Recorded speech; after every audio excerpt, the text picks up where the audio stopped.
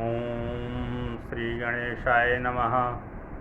वंशी विभूषितकरानवनीर्दाभात् पीताम्बरादरुणबिम्बफलाधरोष्ठात् पूर्णेन्दुसुन्दरमुखादरविन्दनेत्रात् कृष्णात् परं किमपि तत्त्वमहं न जाने। कृष्णात् परं किमपि तत्त्वमहं न जाने। मैं वेंकटेश शर्मा, सहायक प्राध्यापक, गुरुकुल संस्कृत महाविद्यालय बैरगनिया सीतामढ़ी, आज की ऑनलाइन कक्षा में शास्त्री सामान्य एवं शास्त्री प्रतिष्ठा तृतीय खंड के विद्यार्थियों का हार्दिक स्वागत करता हूं। आज की कक्षा अनिवार्य प्रथम पत्र संस्कृत साहित्य का इतिहास का है। आज हम लोग महर्षि पतंजलि द्वारा प्रतिपादित योग दर्शन का सामान्य अध्ययन करेंगे। महर्षि पतंजलि द्वारा प्रतिपादित योग दर्शन मोक्ष प्राप्ति को ही जीवन का परम लक्ष्य मानता है और इसकी प्राप्ति के लिए विवेक ज्ञान के साथ साथ योगाभ्यास पर भी बल देता है। योग दर्शन सांख्य दर्शन की तरह द्वैतवादी है, परंतु योग दर्शन में ईश्वर को भी शामिल किया गया है। वास्तव में सांख्य और योग दर्शन में बहुत निकटता है। योग दर्शन में योग के उद्देश्य, स्वरूप और पद्धति का विवरण मिलता है। बंधन का कारण अविवेक है। प्रकृति और पुरुष की भिन्नता का ज्ञान न रहना ही बंधन है। बंधन का नाश विवेक ज्ञान से ही संभव है। विवेक ज्ञान का तात्पर्य है पुरुष और प्रकृति के भेद का ज्ञान। आत्मा को अपने वास्तविक स्वरूप का ज्ञान हो जाना ही उसकी मुक्ति है।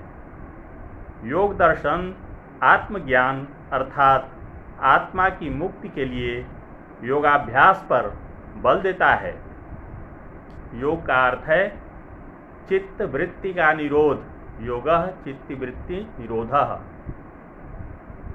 मन, अहंकार और बुद्धि को चित्त कहा गया है, जो अत्यंत चंचल है, अतः इसका निरोध आवश्यक है। योग दर्शन चित्त भूमि अर्थात मानसिक अवस्था के भिन्न भिन्न रूपों में विश्वास करता है। क्षिप्त, मूढ़, विक्षिप्त, एकाग्र और निरुद्ध चित्त की ये 5 अवस्थाएं हैं। इनमें से एकाग्र और निरुद्ध अवस्थाओं को ही योगाभ्यास के योग्य माना गया है। चित्तवृत्ति के निरोध के लिए योग 8 सीढ़ियों या अष्टांग साधनों की चर्चा करता है। अष्टांग साधन है: पहला यम, दूसरा नियम, तीसरा आसन, चौथा प्राणायाम, पांचवा प्रत्याहार, छठा धारणा, सातवां ध्यान और आठवां समाधि। बाह्य और आभ्यंतर इंद्रियों संयम की क्रिया को यम कहा गया है, जिसके 5 प्रकार हैं: अहिंसा, सत्य, अस्तेय, ब्रह्मचर्य और अपरिग्रह। योग दर्शन ईश्वरवादी है। वह ईश्वर प्रणिधान अर्थात ईश्वर की भक्ति को चित्त वृत्तियों के निरोध का साधन मानता है। इसीलिए योग दर्शन में ईश्वर को ध्यान का सर्वश्रेष्ठ विषय माना गया है, अर्थात योग में ईश्वर का व्यावहारिक महत्व है। पतंजलि के अनुसार ईश्वर एक विशेष प्रकार का पुरुष है जो दुख कर्म विपाक से अछूता रहता है, वह स्वभावतः पूर्ण और अनंत है। वह अनादि अनंत असीमित शक्तिमान सर्वव्यापी और सर्वज्ञ है। वह त्रिगुणातीत है। वह नित्य मुक्त है। योग दर्शन एकेश्वरवाद का समर्थक अर्थात एक ईश्वर में विश्वास करता है, परंतु उसे सृष्टिकर्ता, पालनकर्ता और संहारकर्ता नहीं माना गया है, बल्कि सृष्टि की रचना तो प्रकृति के विकास के फलस्वरूप हुई है, परंतु वह सृष्टि की रचना में सहायक अवश्य रहा है। योग दर्शन ईश्वर को दयालु, अंतर्यामी, वेदों का प्रणेता और धर्म ज्ञान व ऐश्वर्य का स्वामी मानता है। वह योग मार्ग में आई बाधाओं को दूर करता है। ओम ईश्वर का प्रतीक चिन्ह है। अब हम लोग मीमांसा दर्शन के बारे में जानेंगे। मीमांसा एक आस्तिक दर्शन है। योग दर्शन की तरह ही मीमांसा भी एक आस्तिक दर्शन है जो वेदों पर पूर्णतः आधारित है।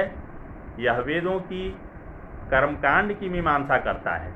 वास्तव में इस दर्शन का विकास कर्म की यथार्थता अर्थात हवन, यज्ञ, बलि आदि की महत्ता को प्रमाणित करने के लिए ही हुआ है।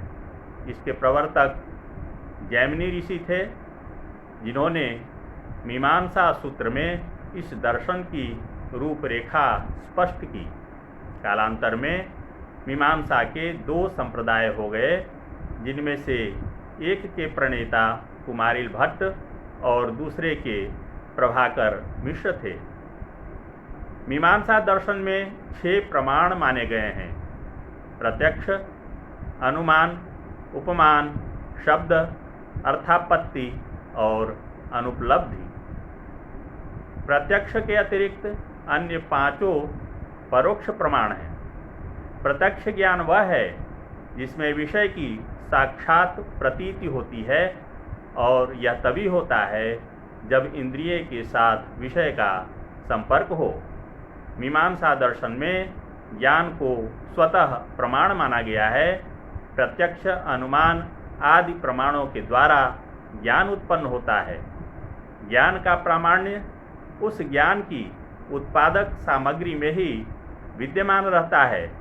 साधारणतः दूसरे ज्ञान के द्वारा यह मालूम होता है कि ज्ञान भ्रमपूर्ण है, अर्थात उस ज्ञान के आधार में दोष से ही ज्ञान के मिथ्या होने का अनुमान किया जाता है। प्रभाकर के अनुसार जिसे भ्रम कहा जाता है वह 2 ज्ञानों का संयोजन है।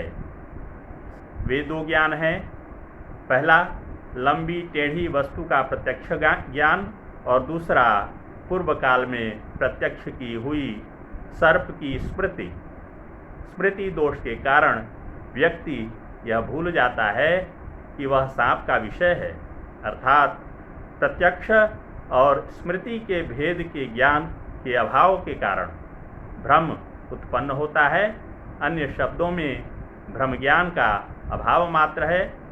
इस मत को अख्यातिवाद भी कहते हैं। इस प्रकार आज की कक्षा समाप्त होती है। शेष अगले पाठ में। धन्यवाद।